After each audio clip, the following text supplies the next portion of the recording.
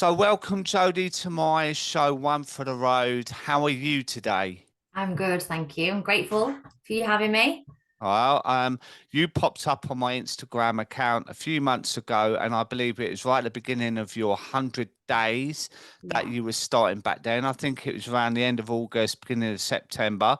And what I loved about your account is you were so honest. You've got a certain style about you that I really liked. And honesty is part of my account as well. It's not Yeah. all wonderful and great. And, there are some tricky times. And that's why I wanted to get you on today. And also, you've just celebrated 6 months of sobriety. And it's good to get people on that are relatively at the beginning of their journey because it's relatable to a Yeah. lot of people. So thank you so much for coming on. And as you know, I like to be nosy because I see you on Instagram and I know the you now. Yeah. Um, but I did see a picture the other day of when you were drinking, um, and you're like a different person now. Yeah. And that's quite often what people say to me. When they see me 10 years ago, they don't even recognize me. But if we could wind it back to the beginning, as far back as you want to go, Okay. and it would be really great to hear your story. Yeah, no problem. So I would imagine my story is probably quite similar to a lot of people. But if we kind of go back to possibly maybe when I was born, let's go from there. I won't bore you with all of the details, but I was born in South Africa in 1983. Might sound a little bit strange, and I would love to tell you that I was brought up over there on a safari and it was all wonderful, but we were there because of my biological father's work at the time. He was working on the gold mines. Mum was there with him, and I came back when I was 6 months old. So it's not as flamboyant as it could have been. But yeah, we were back at 6 months old, back to the UK. Um, we came back because things didn't work out between my parents.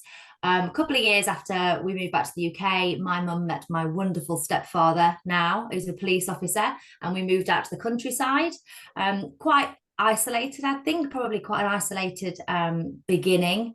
There was probably only about 4 kids in the village, so we kind of any opportunity we got, we couldn't wait to get to one of the local villages where our friends from school were.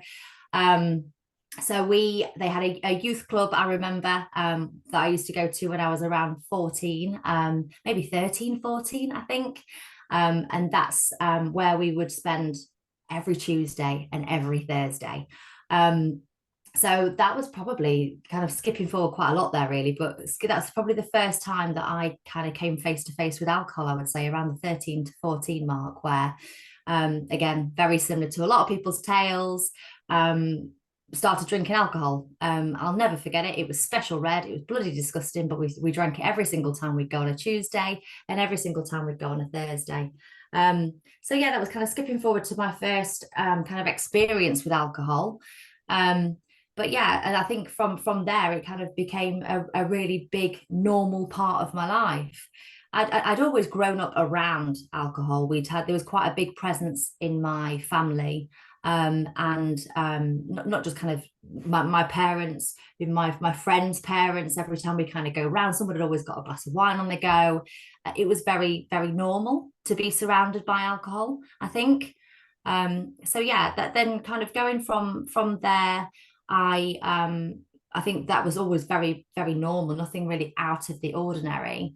And then when I kind of got to about 17, I moved out of home. Same time as my brother. My brother moved out as well, and he joined the RAF.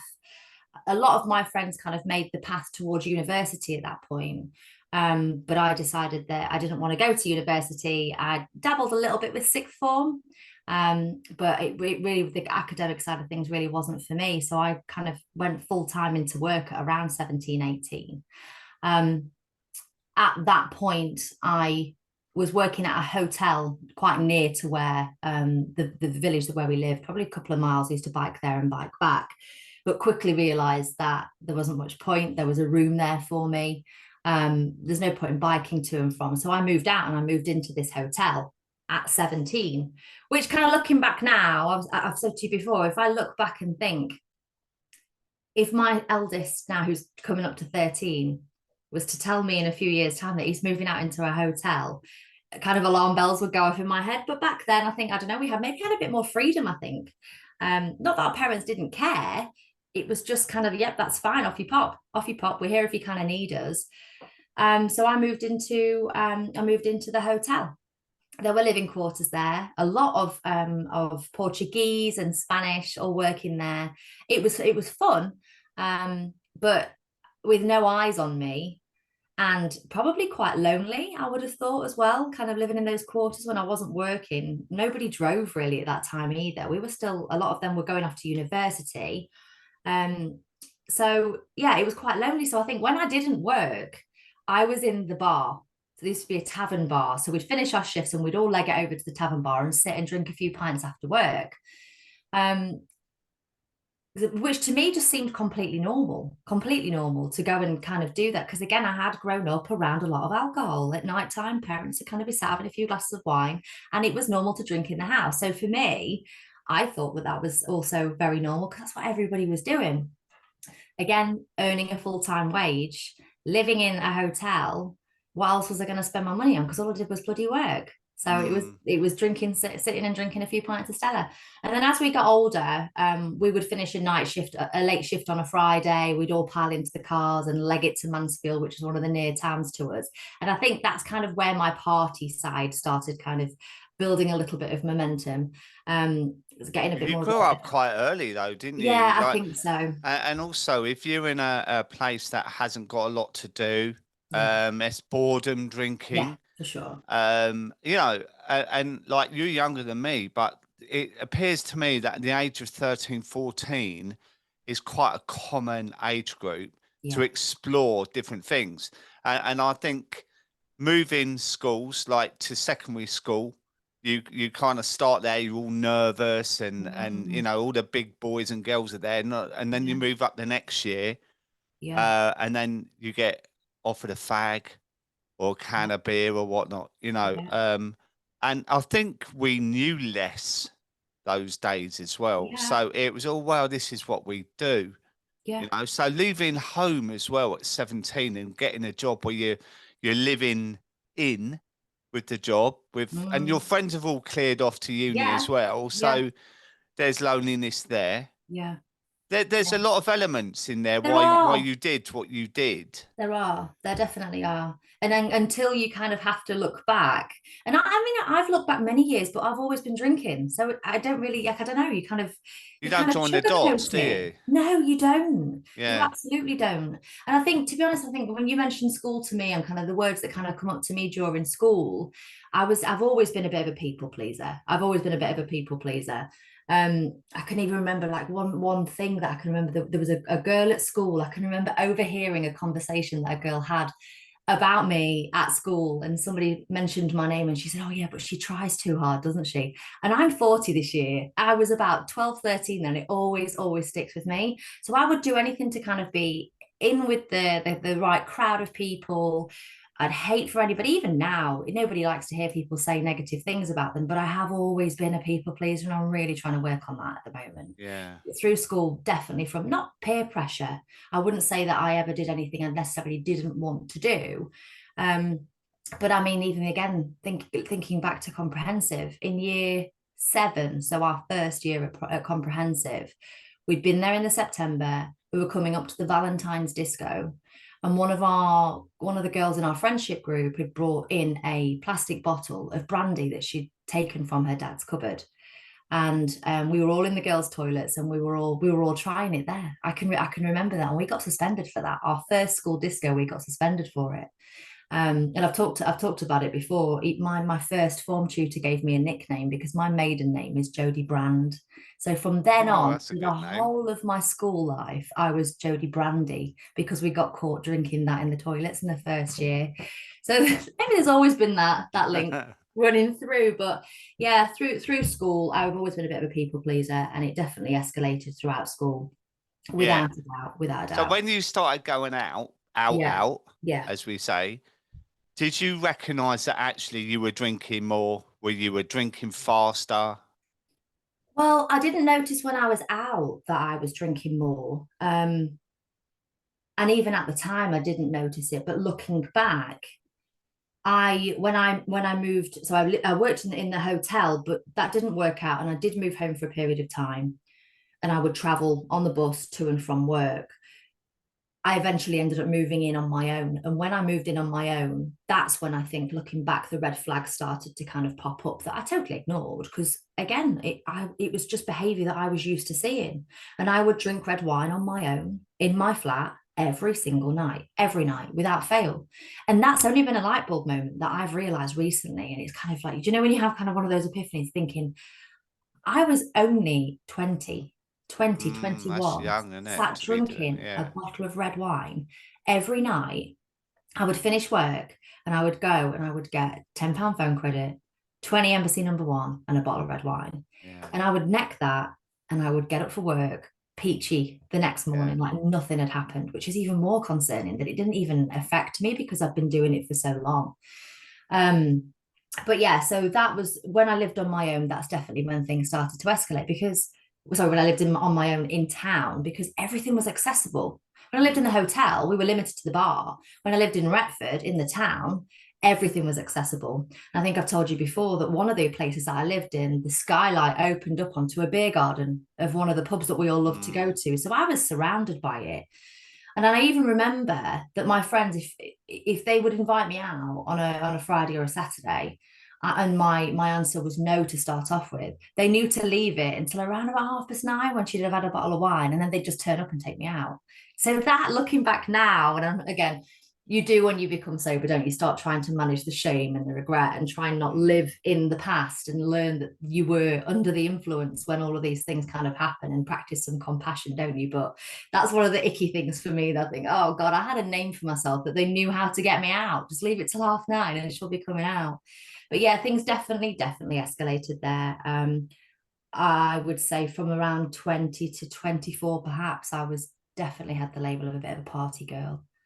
Bit of a party girl, yeah, for When sure. you sat in your flat alone, Mm. d- was did you start to feel depressed, or was it just something you did as a reward, or just basically something you just used to do, I part just of? used to do it, Dave. I didn't Yeah, feel sad, or it was just what I did. It was almost like I didn't think I'm doing this in the absence of something else. yeah, Um, my friend, like I say, it wasn't that I didn't have friends, but we were too young for my friends to be doing anything for me to be jealous of, if that makes yeah, sense. yeah, I didn't really feel like I was missing out, or I'm just choosing this over something else. Because really, if I look back, I shouldn't have been doing that anyway. I should have just been sat watching TV, getting an early night, or I should have still been at home, to be fair, yeah, rather than living on my own. But that's the path that I chose to take, and I'm sure at the time it made perfect sense. And it's nice to have that freedom. And really, if I'd have gone to uni, I'd have been living away from home anyway, wouldn't I? It's only because I think if I put it into context that I lived on my own and I was drinking. I don't know. It's a different behavior, isn't it? You go to halls and you're allowed to yeah, get leathered all the time. You live on your own and you've got a full-time job. It takes longer to realize that that's actually problematic, I think. And that's something I've yeah, only started to think about more recently. It's quite scary. Quite yeah. scary.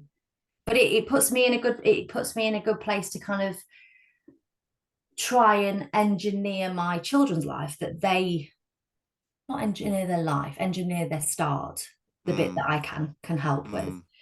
to really try and keep them away from the same path. How do you mind me asking? You Yeah. don't have to say names. How old they are?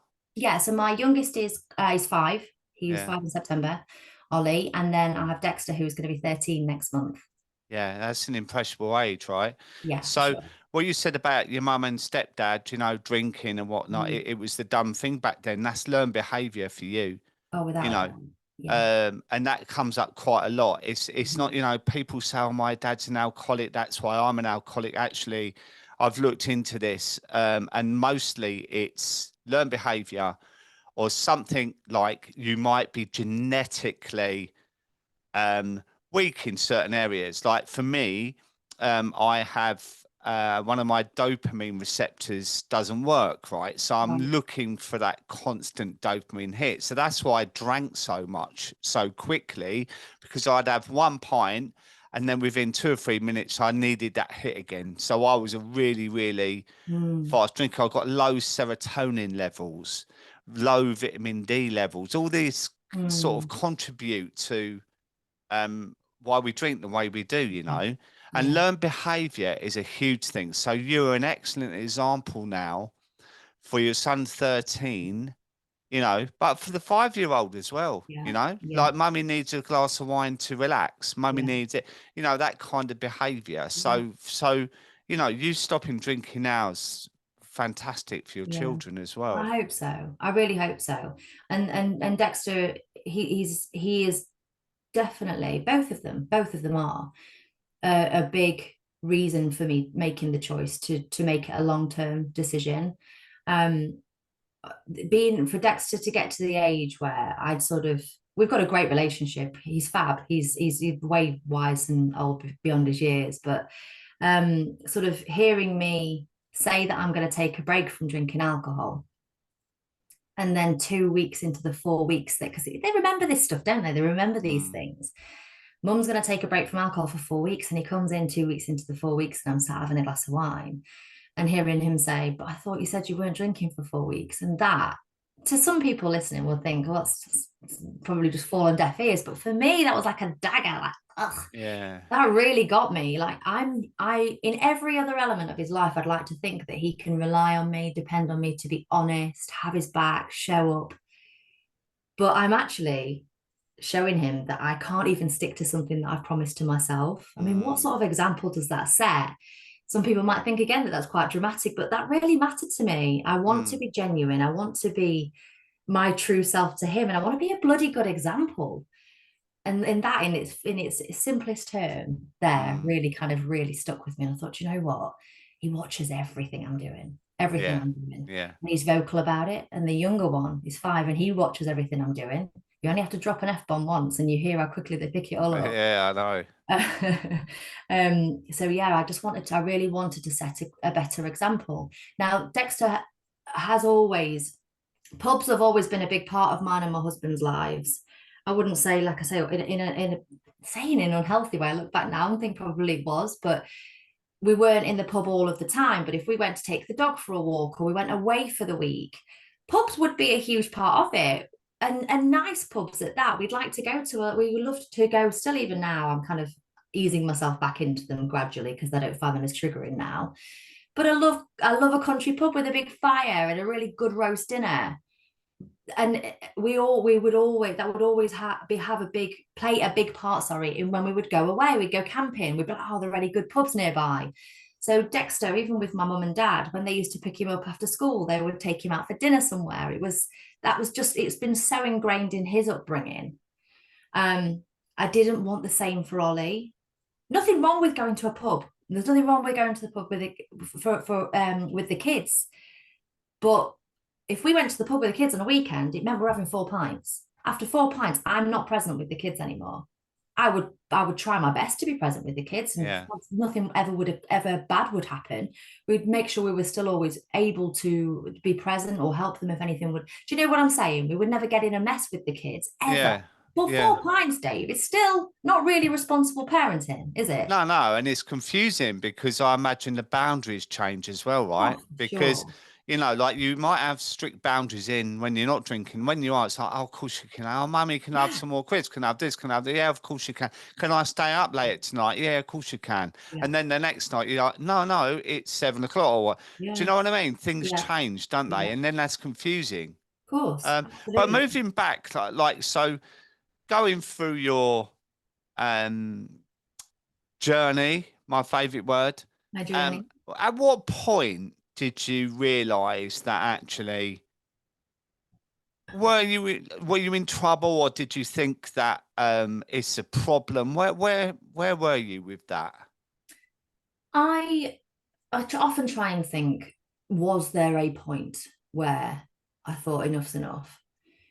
And I think if I think about it hard, when we had Dexter, um, we managed to conceive really, really quickly.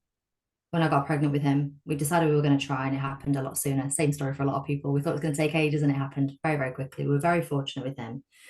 When we decided we were going to try for another, it wasn't as straightforward. And I think we were trying for probably about 4 or 5 years. and we ended up going for some investigative, I hate that word, I can never say it, investigative surgery, I'd say. And I can remember coming around from this again, it was only minor surgery, just to kind of have a look at things and see if things were working as they should do. I can remember coming around and him telling me that we wouldn't be able to have kids without IVF. And I was just completely taken aback by it. I mean, Dexter's birth wasn't the nicest anyway. We ended up having to have an emergency section. And yeah, so we were very surprised by that. We were really, really surprised, especially how quickly we managed to conceive with Dex. So yeah, we did go down the route of IVF, and unfortunately, it didn't work the first time. And I think that could have possibly been a bit of a turning point for me. That I think some people do they do link their drinking to traumatic Yeah. experiences, don't they? And I don't ever really think I fully recovered from the whole emergency section situation with Dexter, because there was a whole thing afterwards as well. And then to try for Ollie, and then know we've got to go for IVF, and then go through IVF and it not work. And not even just from those sort of obvious things there, the byproduct. And I don't know whether you've ever done it yourself, but for anybody listening, I'm sure there are a lot of people that can kind of relate to this. When you go through IVF, it really changes the dynamics in a relationship. It really, really does change the dynamics in a relationship, because what is something that you used to do for fun becomes very clinical and Yeah. timed, and everything's got a reason, and it really does change things, and it's bloody traumatic. So I think generally, I think around that time there, I think my drinking definitely increased. And whereas the first time round with IVF with Ollie, I was like, I was a saint. I didn't eat anything I shouldn't have done. I wasn't drinking. But the second time round, I almost didn't care as much, if that makes sense. I'd been through this traumatic experience, and I think something had shifted in me. I think it had shifted in me. Dale and I weren't as close as that we were previously, and I think that's generally when my drinking started. And the reason why I think it's that is because once Ollie came along, because we were fortunate enough that it worked the second time, thankfully. When Ollie came along, you would have thought, because he was, well, all babies are wanted, aren't they? Well, we'd like to think all babies are wanted. Because we'd wanted him so much, because we've been through so much to get him, you would think that once he'd arrived, that I would be kind of like this perfect mother, everything by the book. And it was everything by the book whilst I was pregnant. But as soon as he got here, I didn't breastfeed, so I didn't have that. I couldn't drink. As soon as he got here, I was straight on the red wine. He was sat in his little Moses basket in the living room. So when it was the time we were kind of doing a bit of sleep training, I remember. But I got the wine. I had the wine in my hand with a newborn baby, tiny, tiny baby. And I remember being frustrated with the newborn baby because it was interfering with wine time. Mm. And I look back now and I just feel so detached from that person, because I can't imagine feeling like that now. So that tiny little newborn baby in the middle of the night when it would need its milk feed, I would then go in after a few hours of crashing, obviously, because you do crash when you've had a red wine, don't you? Or anything to drink in excess. And I'd go in there and that poor little baby would have this mum with this wine breath, this grumpy mum with a wine breath. And I just think, you know, that is the worst. For me, I look back and I don't think in any way, shape, or form that I was a bad mum. I don't think I was a bad mum. My husband often says, Jodi, you're being too hard on yourself. But that's a red flag for me. If that Yeah. tiny newborn baby, I can't wait a few months before I get back on the red wine, there's something not quite right there. And I don't think it really calmed down from then on, to I be honest think with you. so many people relate to that. It's so sad though, Dave. It is so sad. And it's hard to talk to you briefly about shame before. And I always say, oh yeah, my shame's all bundled up in my 20s because I was a bit of a very much of a party girl, etc. But it isn't, it comes right up to me making the decision to stop, Yeah. because that isn't the person that I would be proud to tell people about. But they're the truths. They're the truths. And I think where I'm at the moment is I've got to be vulnerable, and I want to share those little bits, because there will be people that are in the similar situation and just think, oh God, I thought it was just me. I've been beating myself up. And it isn't, unfortunately. When you're in a position where you value the alcohol more than other parts. You haven't got control of that anymore. No. It's recognizing it that's the big part, isn't it? Yeah, and there's the denial, isn't it? That Yeah. it's when you come out the other side. I mean, there's a funny word, denial, because deep down you know that Of there's course a you do. thing, Of course but you do. it's the acknowledging of it, which Mm. is the thing. And it's when you acknowledge it and you think, do you know what? Things have to change, Yeah. and again, this is why I always hook it into a relationship with Mm. someone that has been in your life a long time, but it's not working out now. Things change, people change, environments change. Mm. Your life changed because you had a second child, and you realized that your drinking was a problem. And this is when it changed for you. And this is what happens throughout life. Yeah. So, what did you do? Like, did you try a few times Well, or? yeah, I mean, I'd like to say that that was kind of a turning point for me but it didn't at the end because I was still in it. I was still in again, it could be denial, it could just be the norm, it's what I've always done. Coming up for 20 years this year. 20 Mm, years lent on the alcohol, mainly at a weekend, but by this point it was creeping more into the week. So again, probably I skip forward now to just the memorable chunks, the memorable red flags that I kind of been reflecting upon recently was where we kind of, and again, you'll probably hear this a lot from your guests that you have on. And everybody you speak to in your group, COVID was an absolute monster for so many people. yeah. COVID hit, we've got a 2-year-old, and this is not a sob story, it's the same sob story that everyone's got during COVID. Everybody had a shit time. Mm, And unfortunately, men, women, a lot of people lent on the alcohol a hell of a lot more than they did do before. Um, and yeah, so we got a 2-year-old at home. Work was manic. In a great sense, we were working on a really rewarding project at the time. But unfortunately, that had crashed and we'd had to relaunch. So COVID had hit. Nobody knew their arse from their elbow. Everybody was drinking more. I'd got some rocky personal relationships going off at the time, which were soul destroying, really, of friendships that I'd had for a huge part of my life. There was a lot going on, and as I'm sure I'd be really interested to see the kind of rates of people visiting doctors for antidepressants and anxiety and whatnot at that time in life, because I would imagine they went through the roof. But yes, I went to the doctors to talk about increasing anxiety, and they put me on some antidepressants to kind of help with that. And I found that they weren't a good mix. I mean, you don't have to be a medical professional to know that drinking in excess and having antidepressants aren't a good combination. And Did I they found ask you about your drinking when you went? No. they See didn't, what they I mean? didn't. Yeah, they didn't at all. And I think it would be quite easy for me to get a bit uppity about it. But yeah, they didn't Well, ask me about I've talked about my experience with when they that. doubled my dose.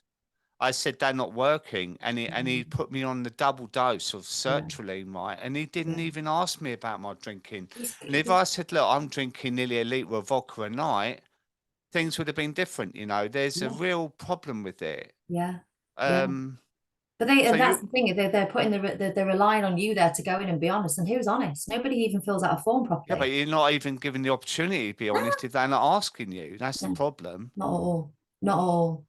No, they're not. So yeah, so I was drinking more on the medication. Mm. I found that I was making an excuse for my husband to go to bed. I'd either cause an argument or, I don't know, encourage him to go off to bed so I could then sit alone, drinking another couple of glasses of wine, eating a load of snacks that I didn't need until the early hours in the morning, because that's what I'd got to a point where I was classing that as me time, me sitting alone in a room with a candle with Netflix going on. I could never have told you the next day what I'd watched, drinking more and more, eating, and then mixing that with the medication that I was on.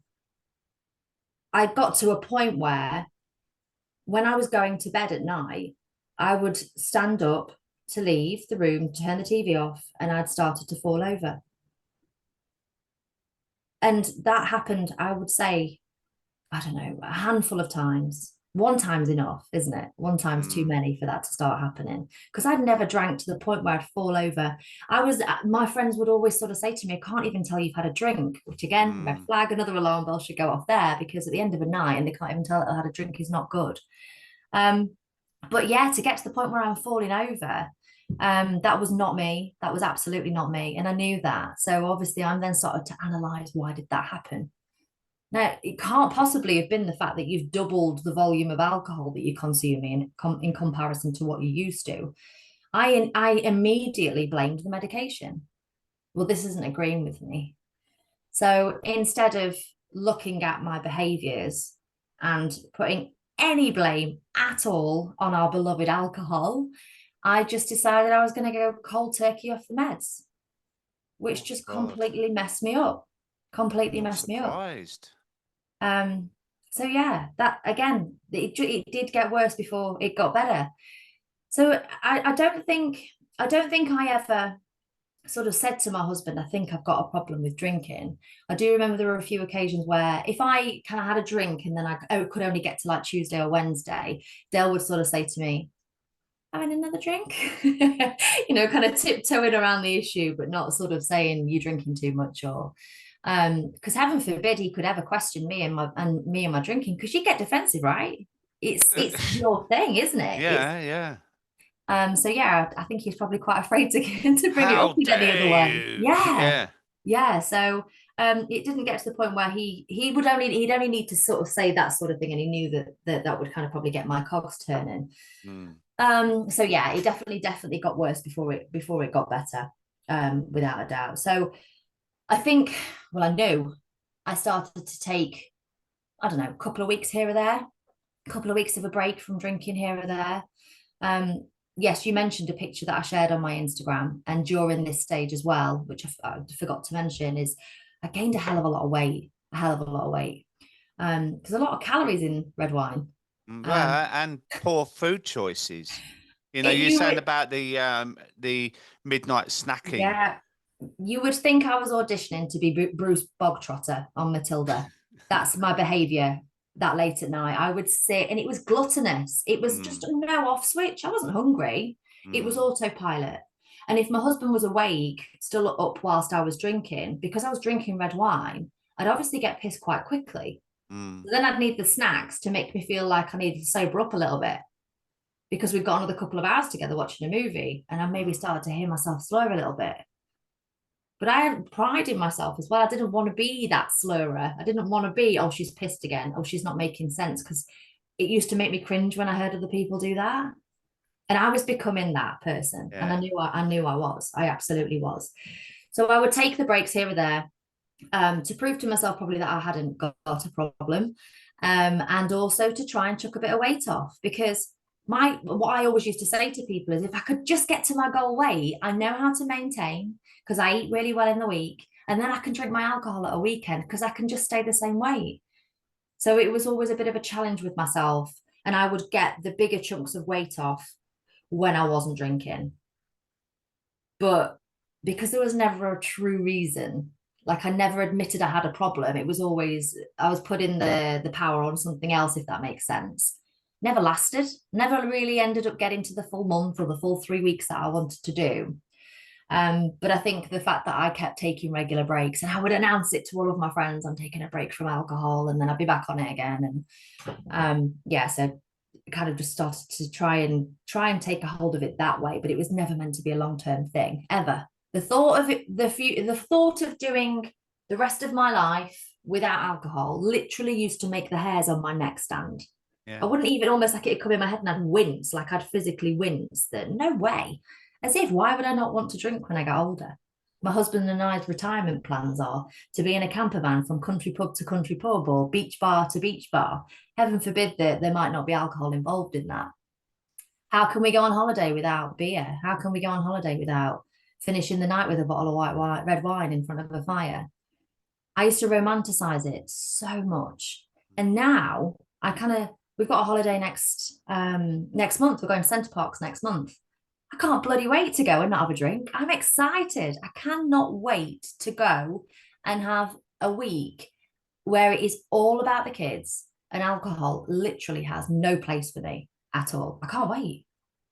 How about as well, it's all about you Yeah. as well, you know, Mm. being able to be present for yourself. Yeah. And it's incredible the amount of people that I talk to, and they use other people in the mix and they leave the last bit of pie for themselves, when Yeah. actually this is all about you, Yeah. and how things have changed for you. You know, it's really Mm. important to acknowledge that. Yeah, you're Um, right. so what? So you've now just done over 6 months, right? Yeah. And I believe you started with 100 days, which ties in to you thinking I can't look at this long term forever, which a lot of people say to me when they come to me for coaching, right? They say, I just can't stand it and it holds me back every single time, right? So we start off with 30 days, right? And we say, look, commit to 30 days and we'll learn as much as we can in that Mm. 30 days. I'll give you loads of resources, loads of motivation, Mm. introduce you to my private Facebook group where there's a community, you know, the power community. Yeah. But just commit to me for that 30 days. And at the end of it, right, we can assess the situation. And 9 times out of 10, they don't want to go back to drinking. Mm. So we say, right, let's do another 30 days and then we can learn a bit more there. And, Mm. you know, like slow progression, it's not a Yeah. race, is it? Right. Not So at all. by you doing the 100 days was probably an achievable target for you. Yeah, yeah, for sure. Before this call, actually, I found the piece of paper. I had a chart and I printed out 100 days. And I remember a little bit in the back of my brain, you're not going to do that. You're never going to get to the end of the 100 days. You won't. Because I'd never done anything. I'd never completed anything like that when I set myself a goal before. But yes, I just decided when I got back from my holiday, that was it. Oh, good 100 days is going to get a big chunk of weight off. And I didn't really have any goal other than not to drink for those 100 days. And I didn't put any pressure on what the outcome was going to be, weight loss, fitness goals. I didn't put any emphasis on that other than do the 100 days. Do the 100 days and see where you're at the end of it. You can do anything for 100 days. And I completely engulfed, absorbed every single bit of Quit Lit podcast material, normal life stories, scientific evidence around aging, what it does to your brain, what it Mm, does to your heart, um, the cancer implications, everything. And I completely, in a healthy way, managed to brainwash myself that if I was to pick up another drink, I was doing it knowing far too much and I was going to be an absolute idiot. mm, But when I again now, it's only been 6 months. But if I look back at that first, even just 60, well, 30 to 60 days, it's transformative, isn't it? mm, If you're willing to commit, it's transformative. It's almost like you are relearning to be the person you were always meant to be all along. mm, And it is scary. And it is like an emotional roller coaster at times, because especially when you start drinking at such a young age, you've not developed the coping mechanisms. Your brain's not developed enough to know how to deal with these certain situations and how to cope with a loss of a friendship or mm, loss of a family member or anything difficult, losing a job, not making your rent on time. Because mm, all of these things, they trigger these emotions in you. And when you've squashed them with alcohol all of this time for 20 years, all of a sudden these things happen or you're challenged. You haven't got a fucking clue how to deal with them no, at all. And it is bloody scary. And yeah, especially when you've got children as well at home that you kind of don't want them to see the kind of the where you don't want to see them to see the kind of struggles you're going through getting off it either. But yeah, it is completely and utterly transformative. yeah. Completely. And the thing is, there is the more that you go through these emotions, Yeah. and a lot of them are on your own worry, you know, anxiety and worry. It's like, how am I meant to deal with this scenario Yeah. when I've not had the skills all my life since I was Mm, 13 to deal with it? And now mm, I'm nearly 40. I wish this was yeah. me talking about me that I'm nearly 40, by the way. But I've had some things go on in my personal Yeah. life in the last year or two, right? And it made me think, right, that I haven't dealt with these kind of things Mm, sober ever yeah. before, and all of a sudden I've presented with all these emotions, Mm, and I didn't know how to deal with them. And I'm yeah. lucky to have a brilliant therapist, and he's helped Mm, me along the way. But also, there's been a lot of time that I've sat on my own in quiet, mm, thinking, I don't know what I'm doing, yeah. But the thing is, I knew what not to do was drink, Yeah. because that would make things 10 times worse. I'd make bad decisions, do silly things, and regret them after. Yeah. So that's Yeah. what's kept me sober, is that Yeah. I know where I am now. Yeah. I've got much more space in my head to be Mm, able to deal with these things, yeah. And you know that the way you are dealing with them is aligned with your true self. It's not something Mm, else acting on your behalf. It's not you've not got a veil over you. no, You're not that's a good later way then of going to putting it. Yeah. regret it. Yeah. It's you. And I kind of liken that to me with work. And I often will say there is not a single thing that has not got better for me since I've stopped drinking. And I'm very career driven. I'm very passionate about my career. And one of the things that has improved dramatically is my performance at work. And I've always been proud in my output at work, which is the reason why I could get away with being riddled with such a hangover on a Monday morning, because I was bloody good at my job. Yeah. Which is not it's not a good thing, but I think a lot of people get into that trap as well because they are seen on the outside to have all their shit together. Mm, They take even longer to realize they've got a problem because they're not messing up at work. They're showing up, mm, they're performing, they're successful. But for me, things like my Monday morning meetings. We have a Monday morning meeting every week to discuss the trade from the week before. And there's a lot of senior leadership on that call. And every Monday morning, I would wake up and I would have 3 o'clock pang of anxiety. I would be absolutely shitting myself about the meeting. I'd have the roll call running through my head of the day ahead. I've got to get the kids ready, got to get back, have some coffee, get some carbs, and you make sure you've had something fatty because you've got a hangover.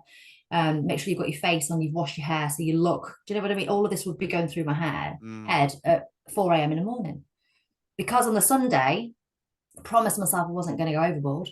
I'd got pissed, woken up, done the same thing, shame, doom, self pity, regret, every single Monday morning.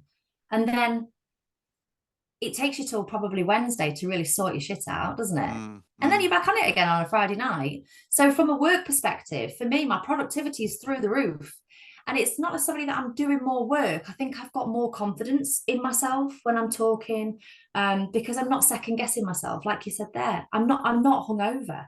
mm, So everything I say is coming from me. mm. Um, does that make sense? 100%. Good, I good. mean, the whole Monday thing for me, I mean, I used to drink every day, but Yeah, there were days that my moderation was having something left in the litre bottle of yeah, vodka, yeah, and I, yeah. I used to know exactly what point of that litre of vodka Mhm. that actually I think I'll be all right today. And it's probably more than a bottle of vodka, you Yeah, know.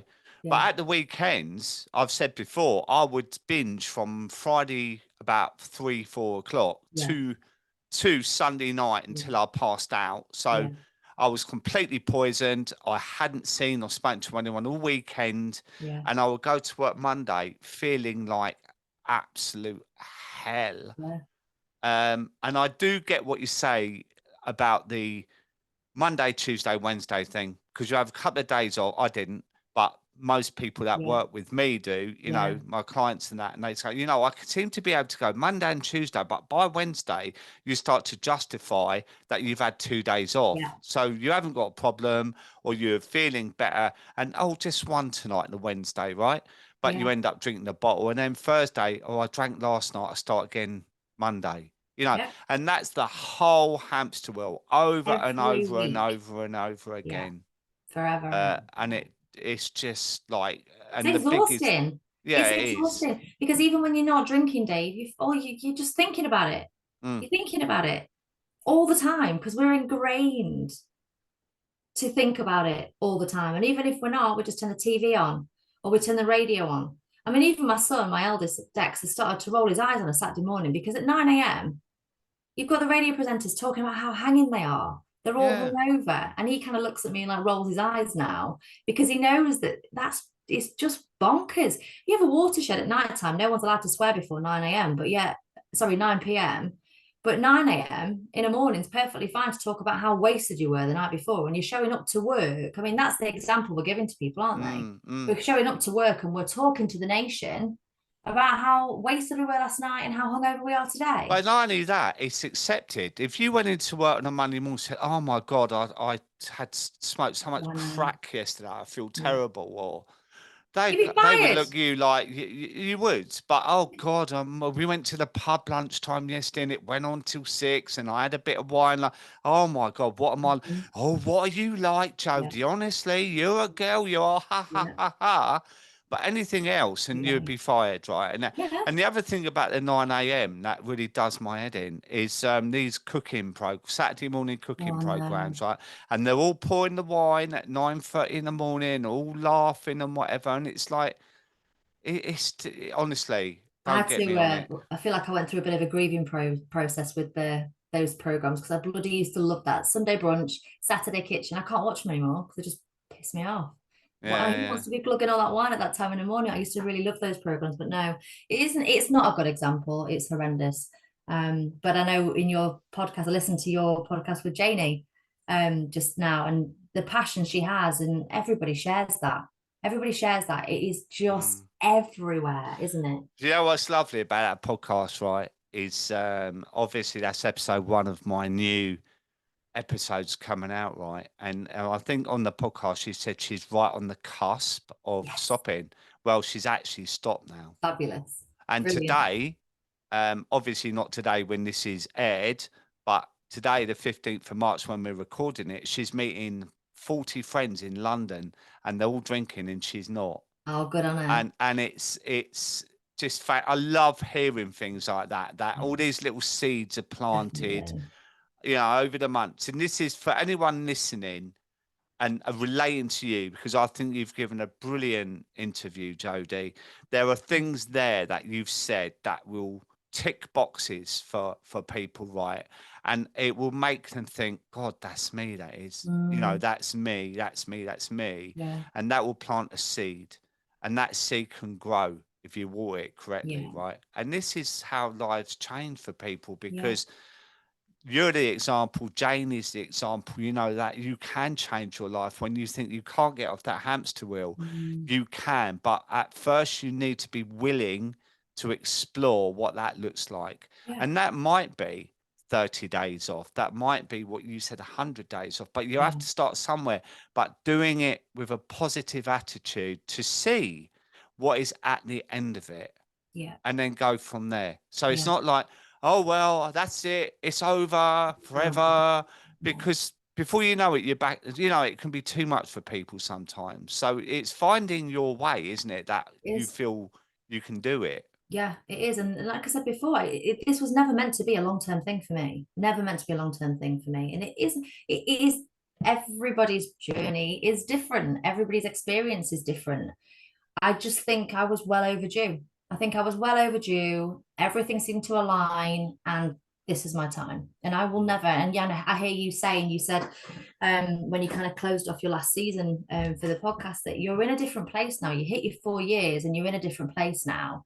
You kind of the drinking thing. It's not a thing. It's not even a thing. It's not in here anymore. You kind of don't have to have that battle of to not have a drink because you genuinely don't want one. I don't want to drink. Nothing. I feel now already, and again, this could change. There may be people kind of listening and think that are quite cynical. It's only been 6 months. Give it time. And I've had people message me, and I don't find it helpful. Sort of said, "Well, you're doing really well, but some people have slipped off it at 6 years, and some people have slipped off it at 5 years." Well, okay, that's their story. I'm kind of just going to choose to kind of stay in my lane and focus on what I'm doing 100%. now. Like I've had a really good friend of mine slip after 15, but his Yeah, circumstances are really, really difficult. And how is that helpful, it's not. right? It I isn't. had someone who's quite well known in the sober community, which obviously I'm not going to mention who it is, Mm, but I reached 10, 11 months or something.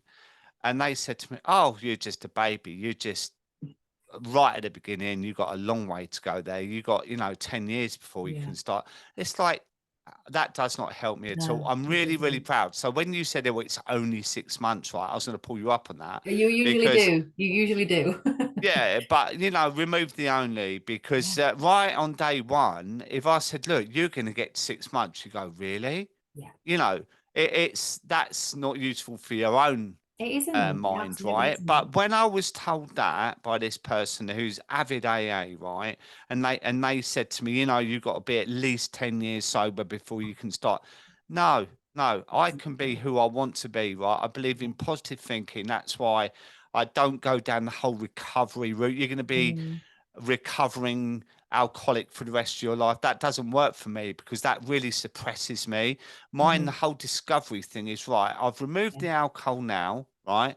And now I can explore what is in my life without yeah, alcohol. So it's like getting out of a narcissistic relationship. mm, And now I'm free to live my life, right, yeah, and get as much out of it as I can.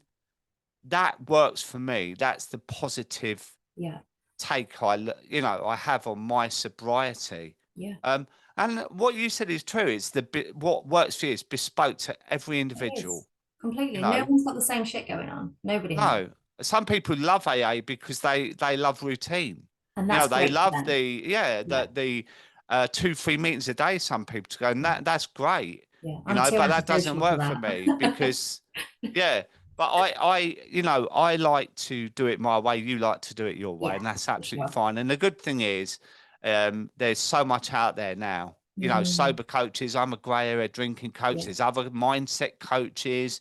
yeah, There's groups, Facebook groups.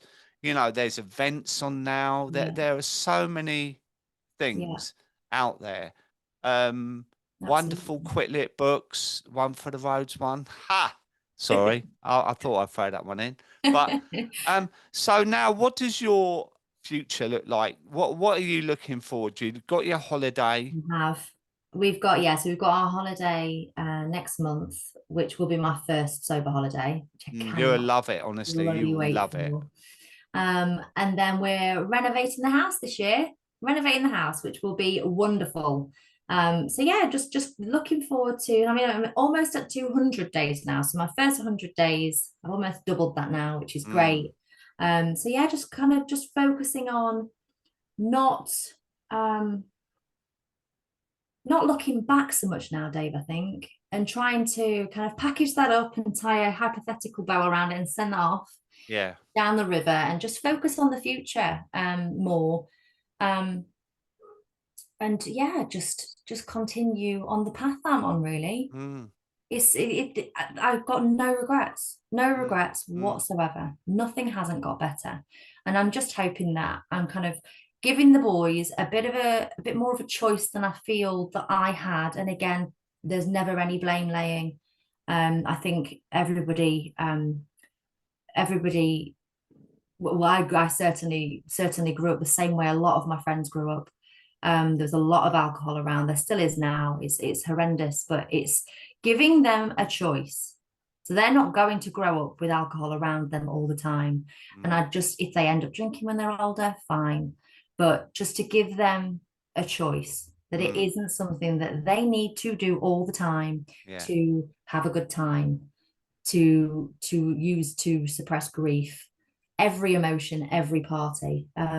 Yeah, just hopefully just Yeah, I continue being love a bit of a that. good I did example. a talk in a school, and the biggest takeout, the feedback I got Mm, was you do not have to get pissed to have a good time. yeah, You don't. yeah, And at that influential age of when you were 13, 14, me as well, that's what we mm, think we have to do. But things have changed. There's so much more out there. And this is why you're the perfect example. And I believe Dale doesn't really drink that much as well. no, He's a not as take it or much leave it anymore. Yeah, bastard. But no, you know, absolutely.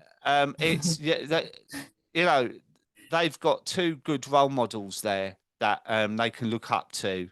And you know, this holiday in Centre Parks is full of activities, isn't it? And you imagine, Yeah, yeah. right, that They're holiday active would kids be as well. completely dominated by drinking hours, how you'd feel in the morning.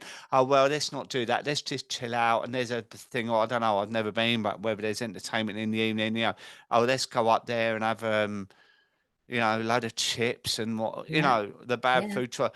Your holiday will be completely different. Well, And when you come back, you will feel complete. I've had about 5 or 6 now sober holidays. mm, And you actually come back thinking, I've had a holiday you actually rather feel than, relaxed yeah, rather rather than than needing I another need one. another holiday to get over that holiday. Do you know what I mean? Yeah, So, definitely. Jodie, it's been an absolute joy to have you on. I've loved it, Dave. Yeah, it's been really wonderful. And I have so much respect for you and thank you for being a guest on my show today. You've really been wonderful. Thanks for having me. See you soon. Take care.